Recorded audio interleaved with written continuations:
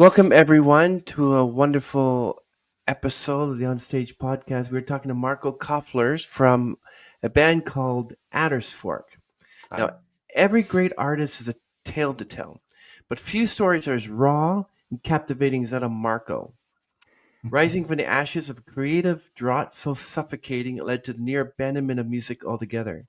Addersfork has proven to be a phoenix-like force in the Austrian music scene. What began as an exploration of extreme metal evolved into an artistic journey that seamlessly intertwines the haunting melodies of 80s goth music with the visceral power of metal, defying boundaries and expectations along the way. Although the perseverance and reinvention, their debut album, Marco's debut album for Addersfork, a farewell to expectations, marked the beginning of something extraordinary.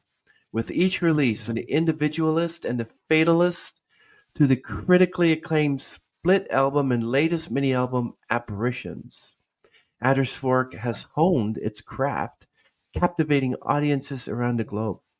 Now standing at the intersection of the supernatural and the natural, with influences drawn from mountaineering and personal introspection, the lyrical themes have evolved as much as the music itself.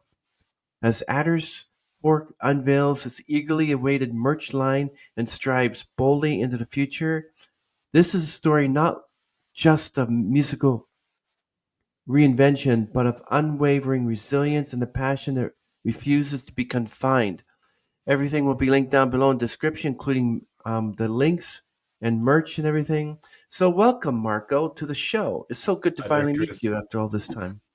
Thank you. Same, and you used some great words. Thank you. I couldn't have said it better. Yeah. And I'm glad to be here. So let's do this. Yeah. Marco, can you go back to the beginning and tell us, like, Mhm. um, what was this like growing up, getting into music, and what was a turning point that inspired you to pick up your instruments again after your creative drought? Well, I grew up in a weird environment. I moved from the other side of the country to a few hundred miles to deep gorges with very split communities, and it was difficult for me to adapt.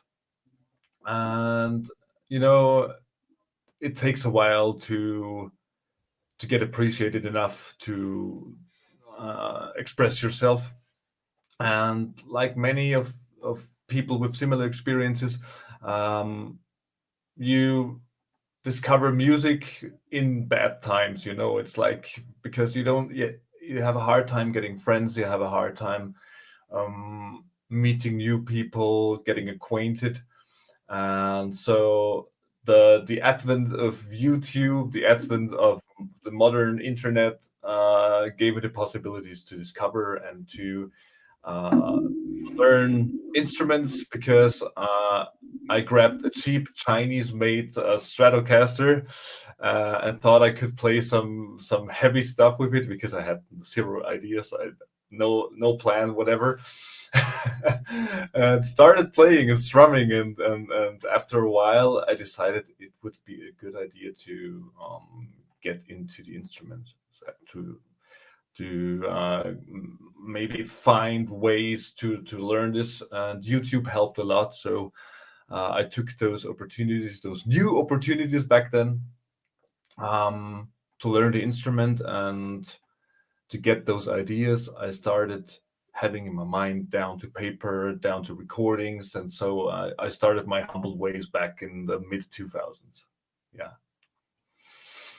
Yeah, before we continue, I like this the back, the soundboard and recording sort of studio there. You got the two guitars. Love it. Mhm. Love the Thank you, background. thank you. This was a project that came from the heart, and it's not a lot of space here, as you can see. This is like the camera makes it look larger than it actually is, but I can do everything in here. Yeah, it's great. I have a little booth over there where I can put my microphone for singing, for recording vocals, and it's actually pretty well isolated now, so nothing missing for what I do. Yeah. Are you proud that Arnold Schwarzenegger is from Austria? I guess everybody kind of is, yes, because he's actually received a lot of acclaim, and so it's well deserved, certainly. Yeah. My mother was born in Budapest. Oh, okay. Not too far away. Not too far away. Amazing, yeah. Um, Yeah. so Marco, and you had a good relationship with your family growing up, I assume, and they were all encouraging that you got into Yeah. music and everything. Yeah. They helped a lot because those were my most important social contacts back in the day, and um, my parents have zero, literally zero musical abilities. They I don't know. It is somewhere in the family, farther away. But even though they couldn't quite understand the intention behind this, they did support me, and they still do. So there is. Can just say thank you to the family for supporting this cause, right? Yeah, Amazing. So, Marco, how did relearning the guitar in new ways transform your songwriting process? it was very hard actually because when you're that's the problem when you're learning an instrument without any help from people that you actually know. Uh, you do your research your own way. So if you make mistakes, if you have wrong technique, nobody tells you. It's like, yeah, I will flat that out later. And the problem was everything I wrote back then, so or it was around 2010. It all sounded the same. It was always the same note patterns and the same chords. And my knowledge about chords was almost non-existent. I just played what sounded nice, and of course that turned out to be a problem sooner than later. But I didn't feel like relearning back then because everything that came with being a musician faded away. It was like, I don't want to sit down, I don't want to write, I'm too lazy now. It's trash, it's gonna be trash anyway. So I sold everything I had because I thought it was over. Wow. And yeah, I thought, okay, I had accomplished a few tiny steps. I'm not made for more, so let's do something different. But of course, you can't escape that. You can't escape the virus coming back, creeping back into you. Mm, So I started feeling the inspiration to do something new again because I took the time to discover music a lot more back then. So not just metal and rockers, all over different genres, and that's how I got stuck into that 80s goth thing because I thought it was really great music, and it's not that complicated in its basics, in the basic form. So I kind of had the intention. I felt the intention to learn this stuff, and it was a wholly different style of playing. So I had to be sure. Okay, I need to invest the time. I need to take this inspiration and put it into the effort of learning. wow.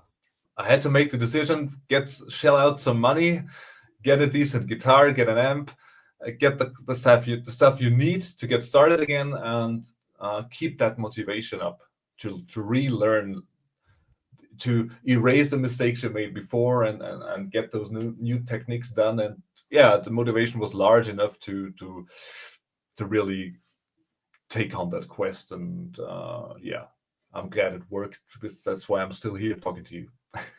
Yeah. Now you're talking about Marco about the decent guitar. There's several different decent guitars. There's a Gibson, there's a Sadowski, there's the Taylor, there's a Yeah. Stratocaster. Which is your favorite? My favorite brands are, well, basically those you can see down there. It's Schecter and Ibanez. Hmm. Uh, Especially Ibanez. I really didn't like them back in the day because I felt like everybody had them. You wanted to be different, but uh, those sleeky, smooth fretboards and the lightweight body, you can take it everywhere. I actually took the blue one up on a freaking mountain to record a video. I wouldn't have done that with the Schecter here, because this one is about twice as heavy as this one. Wow. But this is the one that got me back into playing. So I will probably never sell that one. But Mm. in terms of convenience, sound, and simplicity, the Ibanez is awesome. Yeah, so I That's kept them. that's amazing. I don't think there's any sort of guitar that's specifically for goth. I know there's a lot of goth bands out there. You have the Cure, Susie and the Banshees, Mhm. Bauhaus, the Sisters of Mercy, Joy Division, Very Fields of the important. Nephilim, Christian Death, the 69 Eyes. So many Yeah. of them. So, what drew you to this 80s goth scene, and how has it shaped your music? Well, it was the discovery of The Cure and the Sisters of Mercy. Those were the primary bands for that shift, because I realized you could be expressive, sorrowful, sad without having hard guitar riffs slamming you all the time, or have a deep connection to music through lyrics. I never had that before. I felt that, even though I'm a much happier person as a grown up than I was as a teenager, even, I can still connect to those lyrics packed into that spaces sound. It's just so deep without being complex. You can really wallow in that atmosphere, and it can be repetitive. It can sound similar from song to song without getting boring. And this is just something that's not exclusive to the goth style, but it just works the best in there. I think so, at least. And that Yeah, dragged me in. Yeah. yeah, they're like groups like Clan of Zymox, Type O Negative, which is everyone's favorite, Paradise Lost, Idiot. and I didn't Yeah, even think the Cocteau Twins were gothic band, but they are. they are. They are. It's a very strange brand, but they are. Mhm. Yeah. So many of them. Mandragora Scream, Seraphim, Nosferatu. Um, how do, well, not just in these bands, but how do metal elements complement the gothic tones in your compositions? Well, of course, I'm not the first one to do this. There were major influences creeping in. Um, I think that the the more simplistic parts of heavy metal, the rhythm guitars, um, there's lots of power chords and single notes being used, and they can be expanded with the melodies coming from the Gothic background. And Paradise Lost is perhaps, I don't know if it's the most well-known band in the Gothic metal genre, but at least one of them. They started doing this in the early 90s. They started out really heavy and extreme, and then found out, hey, you can add these Depeche Mode influence, even, the new wave influences, and to create this mixture of heavy, simple riffing with delicate little melodies that could really, with some additional reverb and ambience, could really dig deep into that atmosphere. And I try to take some more extreme elements from my past, from black metal, from death metal, to include those into that gothic sauce, if you want to call it that. But it only goes so far. You can't do like the most extreme metal and put that into that gothic, and to still expect this to keep that sorrowful quality. There is a point where it's not favorable to the sound anymore. But take that in doses, use lots of those clean vocals used by the original bands, so to make it a bit more emotional. And there's that point where it just clicks and works. And I'm trying to find that every time. Now, we had a group called Bad Mary on the podcast some months ago. That was lead vocalist Amanda Mack, her husband Mike Staub on bass, and Amanda's dad Bill on drums, and her professor David. Now, they say that their colors of the music were magenta and black. What do you say would be your colors of your music? Does goth have to have like songs of death? For instance, you got songs such as "Hell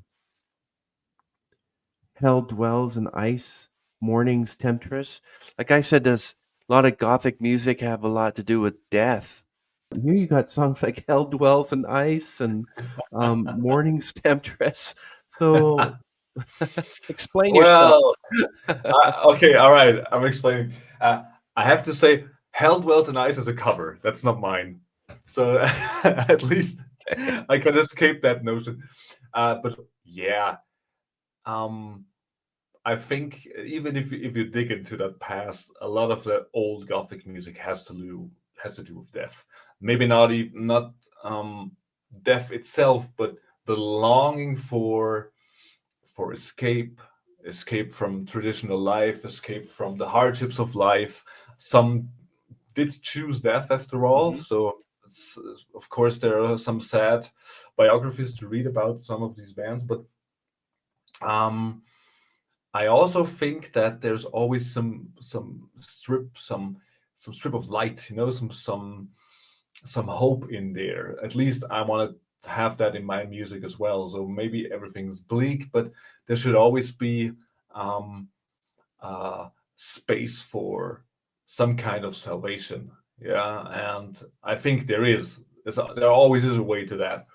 But yeah, the music, I think it was born from depressive states and longing for escape from the traditional world, and so this the cliche behind the death connection to the Gothic sound, to the Gothic trends from back in the day, it's not entirely untrue.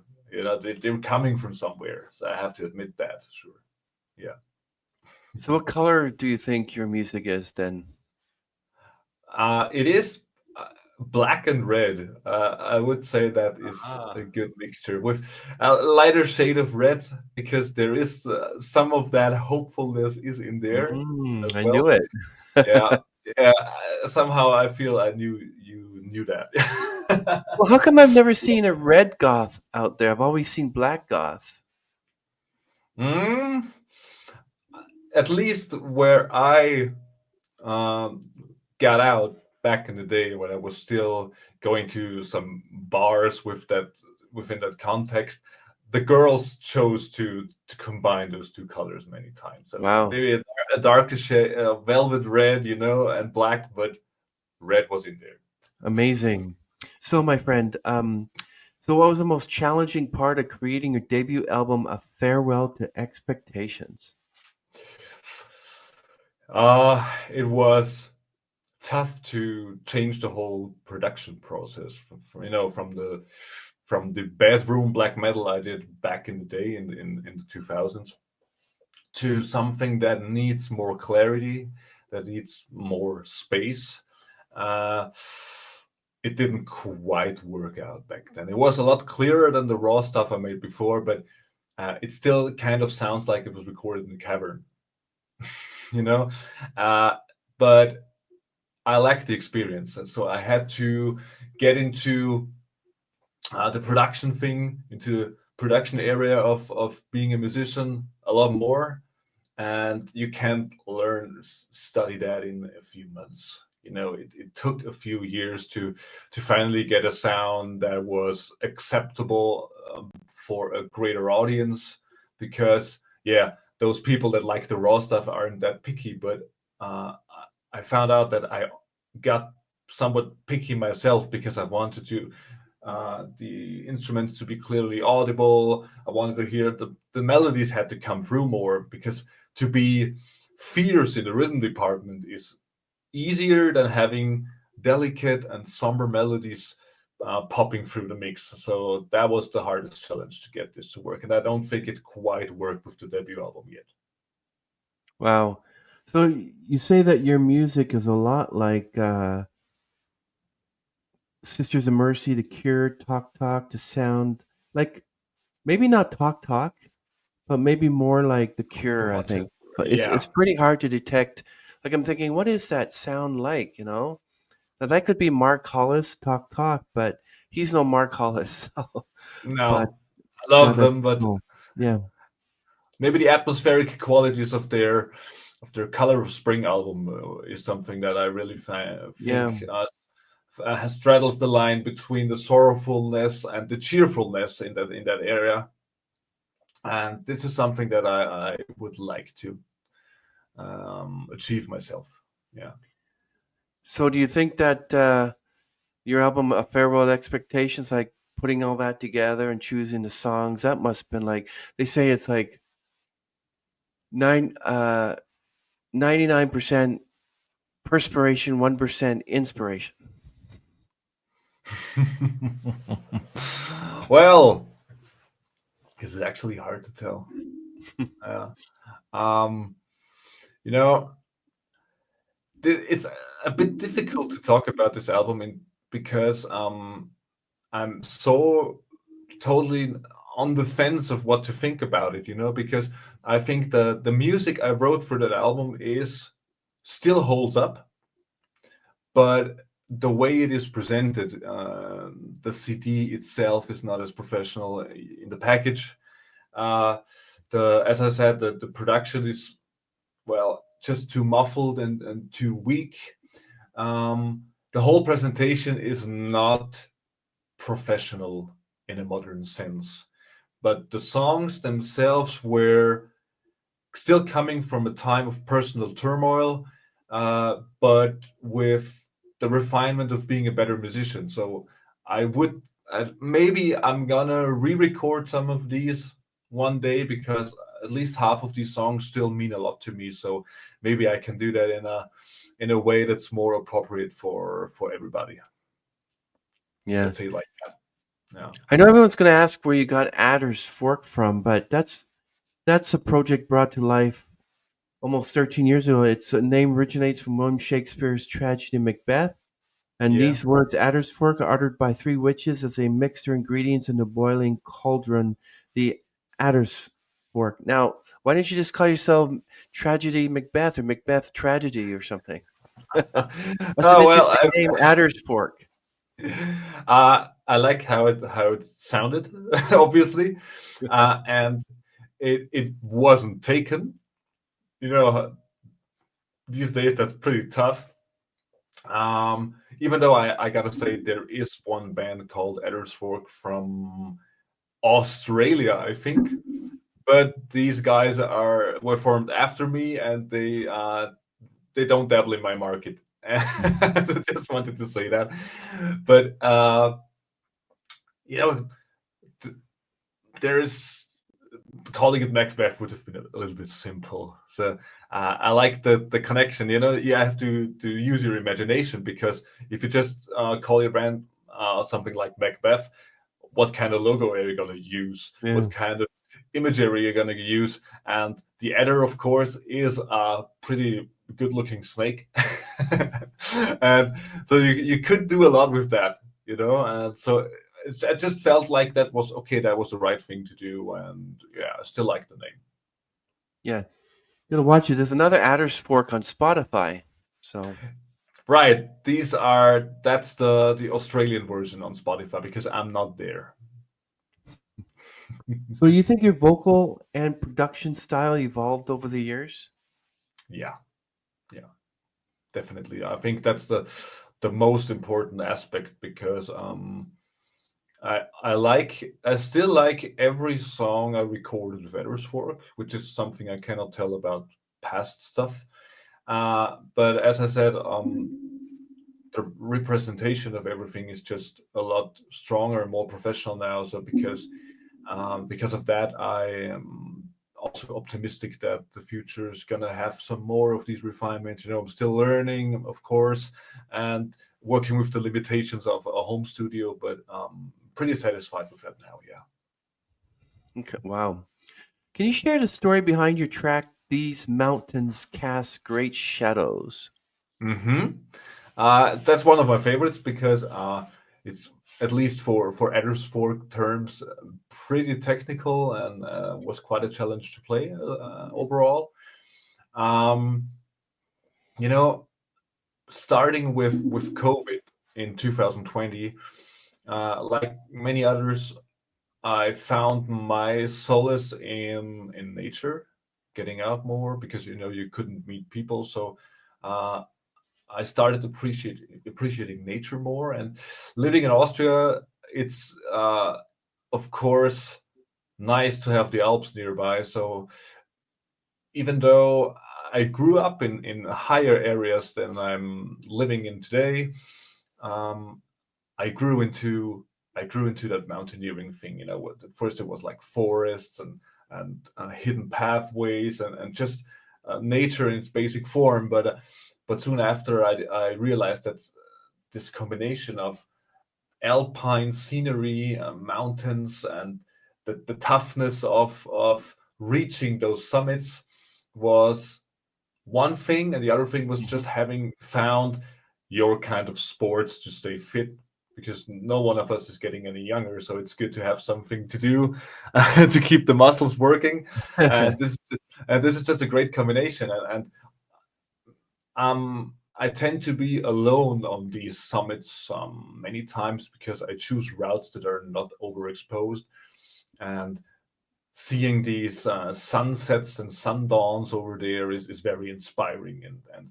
And I do know of people who died up there because they took too many risks, or um, underestimated the dangers of some of these routes. And these mountains cast great shadows is just such a kind of story where someone who thought he is invincible, he can reach any summit and do any technical route possible without help, without thinking. Weather doesn't matter, and this guy just uh, died in the process.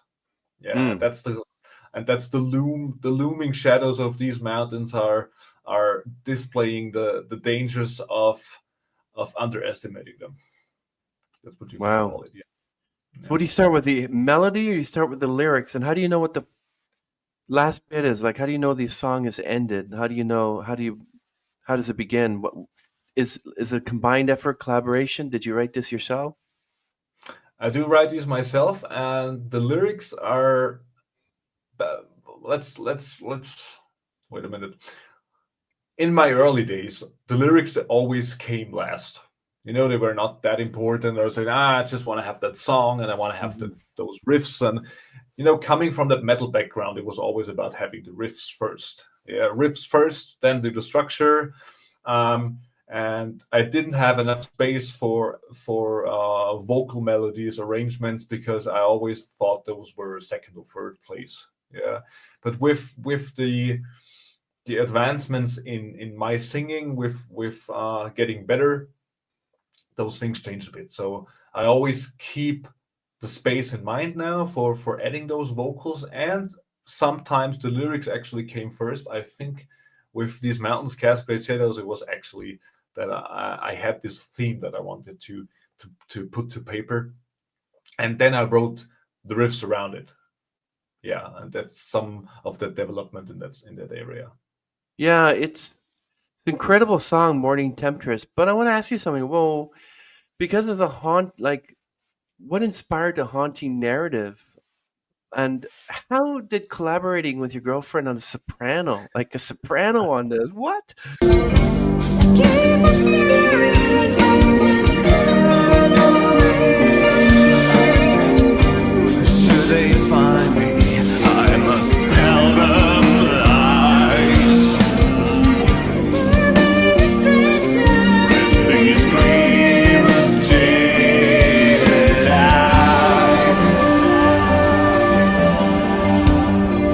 Soprano Yeah. and goth does not mix. Like, Oh, how did she influence the tone of Morning Temptress? Like, how did you get that together? well, we did a cover version of a gothic rock track in 2023, because uh, that's the more real world part of this. We met in a karaoke bar, actually. Yeah, Mm. and so we it's still part of our monthly routine to go sing in a karaoke bar. So I actually got to know her range better throughout the years, and she had started expressing interest in adding some vocals to my music. Yeah, she is a musician herself, but I'm more on the acoustic guitar and more in the background, a little more subdued. But yeah, she expressed that interest, so we tried doing that cover version, which was received pretty well. And so I said, well, why not try to write a song with her soprano in mind? Wow. Yeah, and having that Beauty and the Beast structure with vocals. I think it worked out pretty well, and it was a lot of fun writing that one. And it has that call and response mechanic, with deeper vocals and higher vocals working. And I can tell you though that it took a lot of vocal takes to get this one right. Yeah, wow. It's an amazing mix. Is she an actual soprano or is she just Uh, s- she's not an. It's just her range. She's just basically a range? always Yeah. up there, and she did have some training. We did some vocal lessons together last year, I think, or 2 years ago, which helped a lot. So we took a course of over a few months that unlocked quite a few more possibilities. So it helped us both, but we are not actually trained in a sense, but Yeah. helped. I mean, Yeah. Britney Spears is a soprano and Christina Aguilera is a mezzo soprano, but they don't do Yeah, like yeah, yeah. so. But that's interesting. Yeah, that's quite a mixture. Morning temperatures. Wow, and it worked out really well for you. So happy for you. Um, Thank you. Thank you. Amazing. Can you? What about yesterday's favorite? It has such a vivid imagery. What inspired the story of the clown? Like, I want to hear this because I'm Well, terrified of clowns. I hate the ick clown. I hate the clown from Chitty Chitty Bang Bang. yeah, yeah, they can be. Or Art the Clown is real creepy too. Now, this one from the last years from the Terrifier series, if you have Even the seen that one. Simpsons clown terrifies me. Oh, okay. So, okay, I do have friends with the same thoughts about clowns. Yeah, but well, this was a kind of I don't know. It was a random thought. I didn't plan this. It just came to my mind, and I guess it was this whole song is pretty different in its creation because it's a collaboration with one of my best friends who is a great bass player, and he has written about one third of that song, also the acoustic guitars in that song, because I couldn't play those. These are, I don't know, they just fit so well, even though it's not me. But it was a lot of fun having the song sent around. Add your part. I'm gonna do this. You're gonna do that, and it turned out great. But it's half ballad and half rock song, and that clown was in my head. I had this picture of a clown in an old circus area where practically everything's gone. He has no fans anymore. It's all he's there like in wrecked clothing, and his career is basically over. And that was kind of depressing, but I wanted to write that down. And there's not a lot of text in there because there's a lot of instrumental passages, but they fit the mood. It's just, yeah, there's nothing positive about that one, I have to admit. There's no silver lining there. Yeah, like all these several songs about a clown. Tears of a Clown, Send in the Clowns. There's also a lyric in Billy Joel's song Leningrad where it says that about his friend Victor, who was sent to some Red Army town, served out his time because a circus clown. And the greatest happiness he'd ever found was making Russian children glad, and children lived in Leningrad. So there's a, Yeah. I hear a lot of stories about clowns in circuses who they're not very happy. Like you Hmm. have the sad clowns, and so Many yesterday's favorite. When I listen to that, it sort of gives me like kind of like a sadness to it. Just Yeah, a it is. beautifully done on that. Like that's a Thank you. great yesterday's favorite. You would never have thought was about a clown, but it's amazing. Very good work, Marco. Wow, Thank you. Thank you very wow. much. Um, yeah, that's amazing. So, how did mountaineering influence your lyrics and themes on apparitions? That's interesting. It is, this is also a theme somewhere between pure delight and danger and yeah, danger is the right word. Um, I've met many people in the last few years with those same aspirations that I have in terms of mountaineering, and many of those people, I don't want to say are troubled souls, that would be too much, but they're seeking refuge for their mind in those heights and in those reclusive places. You know, the people that work hard, people that have a lot of responsibility, they try to keep that in the valleys and have a different mindset up there in the mountains. It somewhat applies to me too, yeah. But you can you can put that ambivalence between those themes into music. At least I think so. And these mountains, Cascade Shadows was a pretty direct way of putting this. But the lyrics I'm writing now for a future release, uh, they tend to go in a similar direction. You know, it's not like I'm doing the metaphysical stuff in there, but it's more like having the explicit those conditions, those harsh conditions in higher areas, to have these dangers represented in the music, and there will be more people dying in those heights and in those conditions, and these stories will have a place in my music because it's just so interesting from my own perspective, because I can absolutely understand how those how what's the word? You know, now I'm gonna have a problem with English just for a moment.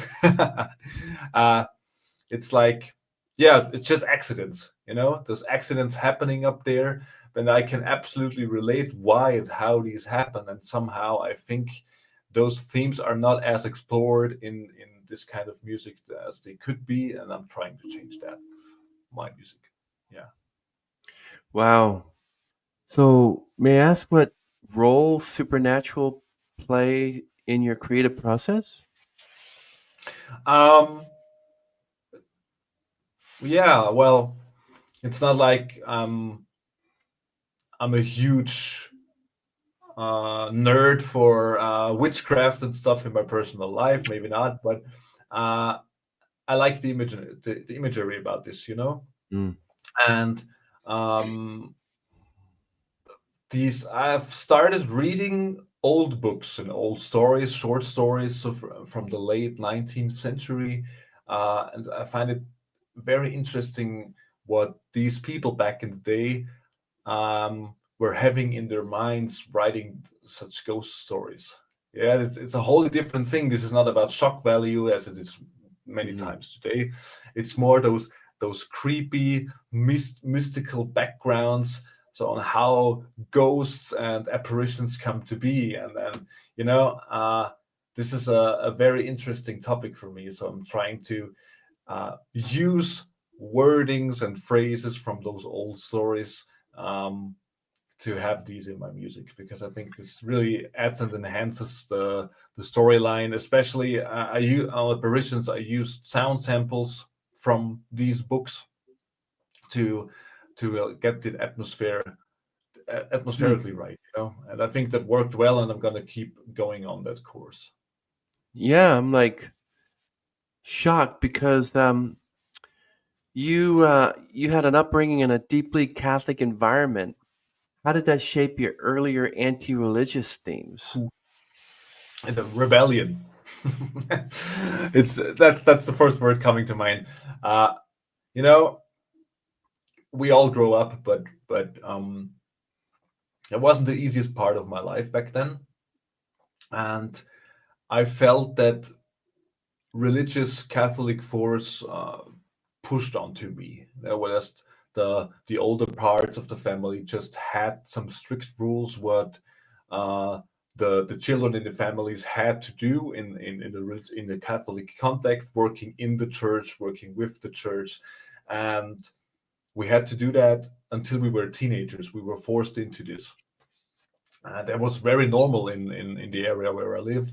So in my personal life, this was kind of off-putting. You know, I always strive for the extreme opposite of all those things. So you know, when I was a teenager, I was getting into all the blasphemic, satanic metal stuff, where I thought, ha, now I'm the cool guy, and you are the old ones and the old fashioned people.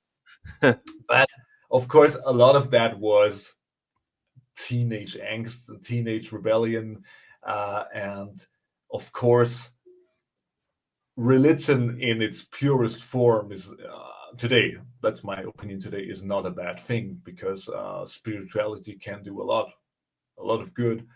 But I'm still kind of on the fence and having a hard time with Catholic rules still today. I think a lot of that is very outdated. Yeah, and um, having these rules is does only hurt people, and yeah, they still have way too much power as well. So when I'm reading my newspapers in the morning, and I have 2 or 3 updates about the Pope's health Mhm. in a few minutes. Don't get me wrong. If he's well now, that's fine. I don't think this is a bad human being, but there's so many people suffering a lot more every single day, and I have to read about that 3 or 4 times a day. It's just not fair, you know. Yeah. This doesn't have the right weight to it on each side. Yeah, but Have you changed your mind about being anti-religious? Do you at least go to maybe a church once in a while? And do you believe in God? not surely not God in a Catholic sense, but I do believe that there is something beyond what we can see and feel, and I do think that how should I say it? Yeah, it's I don't believe in a figure, or in a specific description of a divine being, but there's more to life than we can actually see and hear and feel. Yeah, let's call it that. I believe there's a personal being out there named God the Father, and I believe in His Son Jesus. And also, the Mhm. Catholics would actually teach you that. But anything beyond that is sort of like, I mean, you don't want to include man's rules. You want to include faith and not in yourself, right? Marco, what do you think has been the most rewarding feedback you've received from fans or critics? Uh, there are a few things. One was really amazing. It's been a few years since then, but I had a guy from Texas buy my discography. I think it was 2018 or 19, so it wasn't that Nice. much back then. But he bought that physically, and he paid me for it. And in return, he sent me homemade patches for sewing, for the vests to put there, Wow. with the ADDER'S logo on there, to have them sold and give away as presents. And he did it all himself, and sent it to me just like that. And I just said he loved my music, he connected with it, and he wanted to do something nice, and that was really nice. That's That was one. amazing. Yeah, that's really great. And I had people, um, you know, put me into magazines. I have some of these here because I will never lose them. I've had articles written in newspapers locally here since joining a small label, a local label. Uh, this helped a lot in getting the word out there locally, Hmm. and reading about yourself in a newspaper and having a 10 out of 10 review in a music magazine locally is just really heartwarming, and really helpful when it comes to motivation, and those were the greatest things I had here. Amazing. Wow. Yeah, So, yeah. how do you connect to fans? Like when you do performances, do they come up to you and say, "Wow, that was great. That was great," or do you do it mostly in social media? Uh, since real, true live concerts are not really possible, because it is a solo project after all. Mm. Um, I would never say never because, since having a larger audience, maybe playing live with a few people would be awesome. But Mm. I've done one or two solo sessions with friends. It was like having your laptop, your Mm. notebook here, and giving you some backline, and performing in front of friends was a light version of a live concert. But of course they kept telling me that I should go on to more professional routes back in the day, and Wow. that happened. But I'm not sure about having actual concerts in the future, maybe. Mm. But social media is of course the way to go. But even classic emailing, fans writing and responding, this that's fine by me, because everyone reaching out to you, every single one, and every possibility, like being here, so thank you again, talking about what you love is fantastic, and put some major drive into all of this. Yeah, for instance, like Panic at the Disco. You have Brendan Mhm. Urie and his band, but they kept quitting on him. So he said, "You know what? I'm Panic. I'm Brendan Urie. That's me. I'm Panic at Disco. If you want to hire Panic at Disco, that's me." But you end up Mhm. being alone. You end up like Roger Hodgson with Supertramp. He travels Mhm. around calling himself Supertramp. And it does sometimes his concert doesn't include Rick Davies or any of them. So I Mhm. guess it's okay. You can say, ladies and gentlemen, Adder's Fork, and Marko Köfler just comes out and said, "Here I am. I'm Adder's Fork. Nothing, Yeah. nothing wrong with that. Nothing wrong with that." So Yeah. yeah, you were talking about the badges and everything that helped you with, like, how did your collaboration with Running Wild Productions impact your exposure and creative freedom? um, it couldn't have been better, because there is absolutely zero impact on creative freedom, because I would never have agreed on that. We all know labels shoving ideas onto you on how everything should sound, or maybe be super accessible. But no, Running Wild Productions is a small label, established, I think it's 100 miles away from here.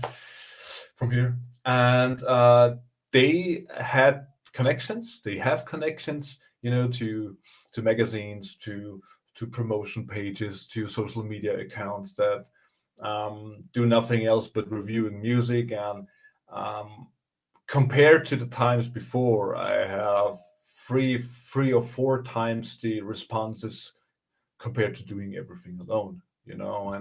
And it's just great to see that the appreciation of my music has started to gather locally. Because before all of that, most of my fans were from overseas, from the US, from Canada. And since having that label on my back, it really has turned out to be great local support, and I'm eternally thankful for that. So big shout out to Running Wild Productions, of course. Yes, big shout out. Exactly.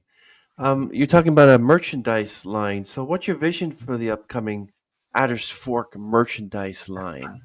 Tell us more, and we'll include links down below and everything. I like to get something as well, like autographed CD or something.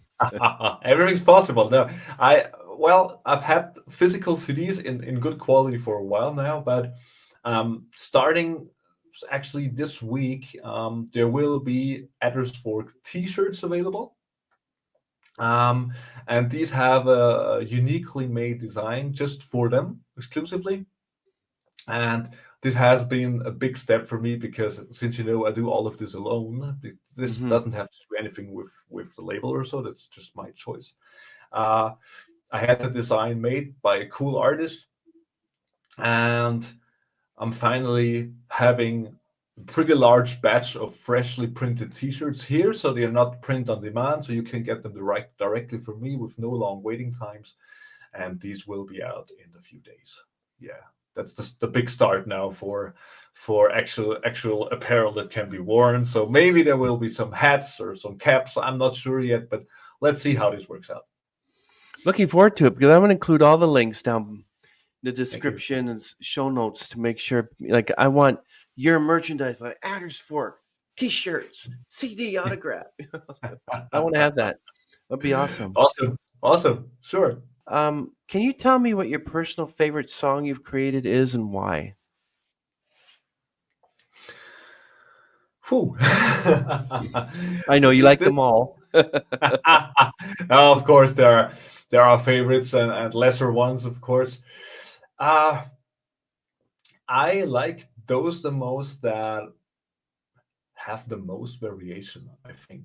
Yeah, it's about these mountains cast great shadows. It's the rhythmic qualities it has. There's tempo shifts and various time shifts. That's pretty cool. But I would also like to mention Memorial Runes, which was released with the split album I made with three other bands from Austria. This was the first contact I had with my label. It's called Memorial Runes, and this one is one third almost black metal, one third Gothic infusion, and the last part of the album of the song is actually almost a cappella singing, which was a really a task for me because it's been a few years and I hadn't that much confidence in my voice back then, but Mm. somehow it turned out great. And this is a if you would like to know one song that encompasses everything that is Adder's Fork in 4 minutes, that would be Memorial Runes, I guess. So this would be a good choice. Yeah, Yeah. yeah. These mountains cast great shadows is one of my favorite. I really like that. I like how how you set that up and everything. I That's like that's a hearing great that. one. Yeah. Thanks. Especially you like that's the one with the cross, right? That you have in the music video. I got two. Yeah, because mountains.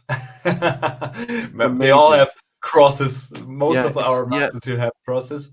It's amazing. Yeah. So Marco, how do you see your music evolving in the next 5 years? What do you still want to encapsulate that gothic sound?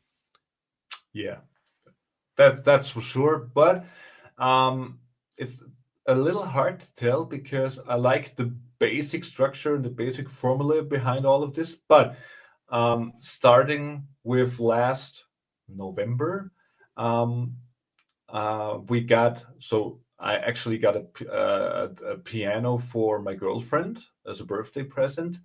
But since then, it turned out that I quite love that thing too.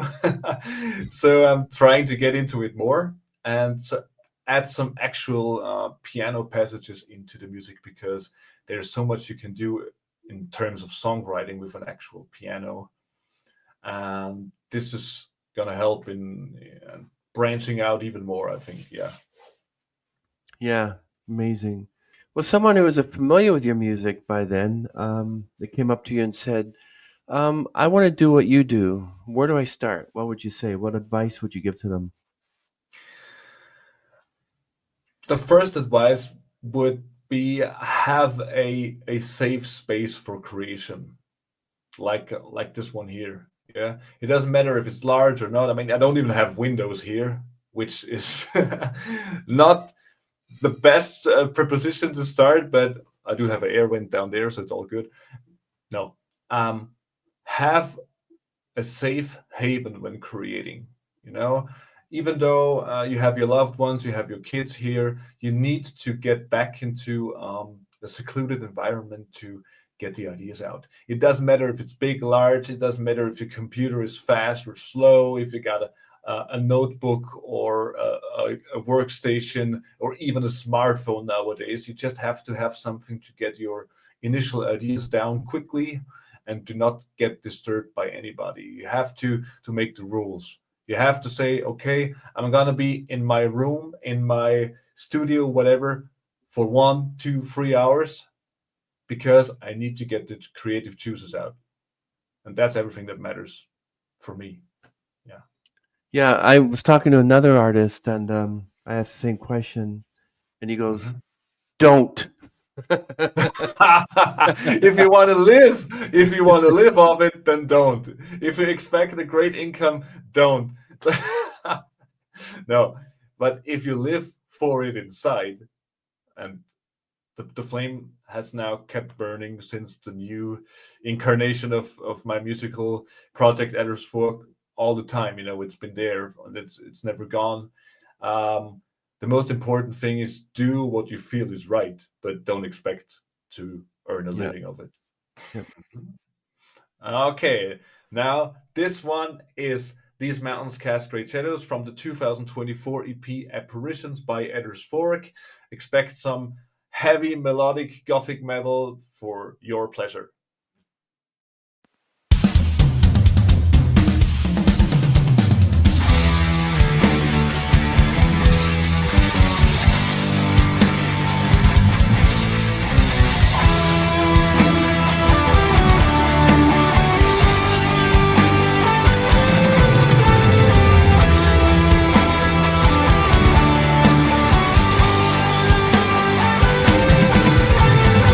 Seeking shelter in these harsh exploits. Rise to stairs, not a single trail.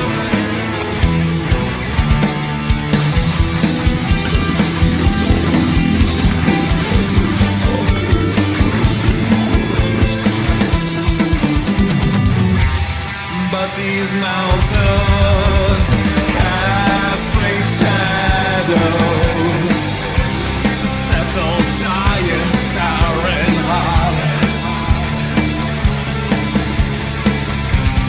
whispering tales to those that rise.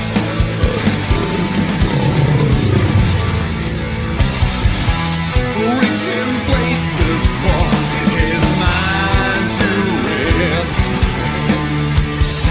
Despite the warnings, he ventures forth onto the crest.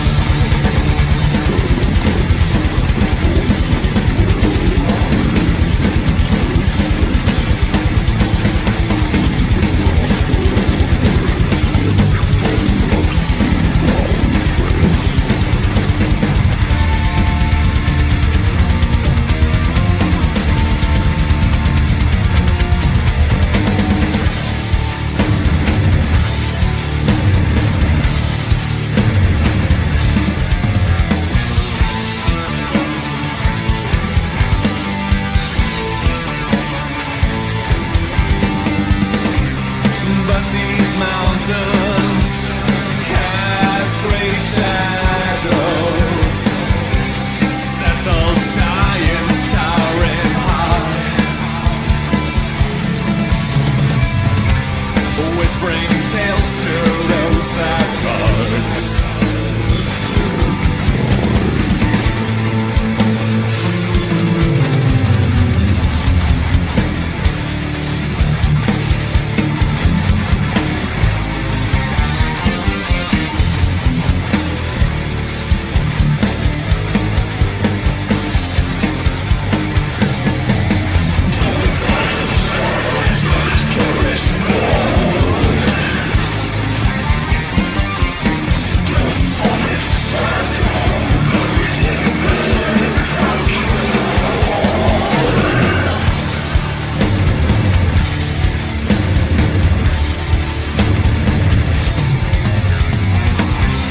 Still these mountains